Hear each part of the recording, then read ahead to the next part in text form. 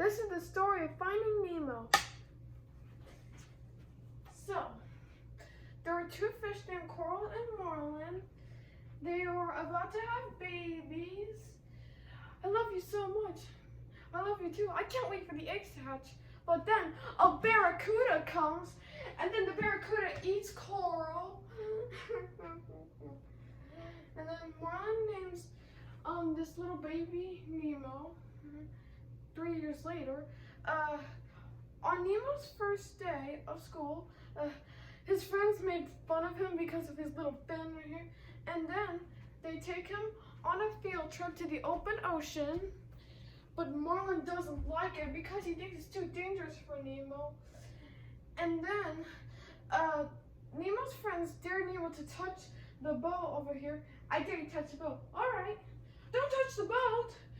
And Nemo actually did it, but then he got kidnapped by some divers. So Marlin, being overprotective, decided to track him down and find him. So then he meets another fish named Dory. Just keep swimming, just keep swimming. Have you seen a boat? Yes, I have. Follow me. So then they met some sharks that didn't eat fish. Fish are friends, not food. And then Marlin and Dory found a diver's mask, which reads P. Sherman 42 Wallaby Way, Sydney, which is in Australia, in a dentist's office.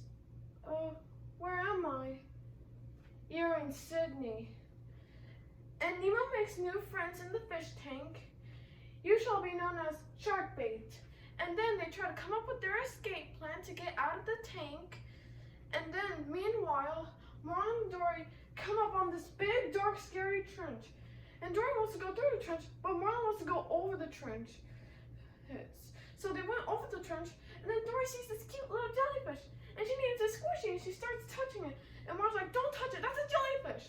And next thing they know, there's all these jellyfish all around them. They were like surrounded by jellyfish.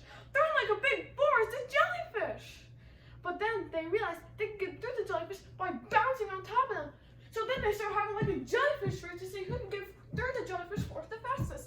And Marlin wins, obviously. But then he looks back and he sees Dory, and she's all tangled up in jellyfish getting stung. So Marlin went back to get her, but then he was getting stung by all the jellyfish, and he gets stung so much that he blacks out. And then when he wakes up, he was on the back of a sea turtle, and he was really, really nice. And he calls him Jellyman because he took on the jellies.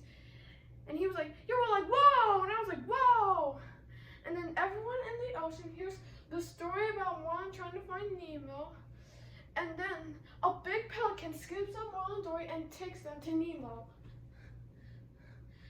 But then Nemo goes down a drain that leads to the ocean. And then Marlin and Dory get reunited.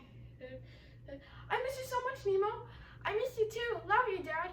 And they lived happily ever after. The end.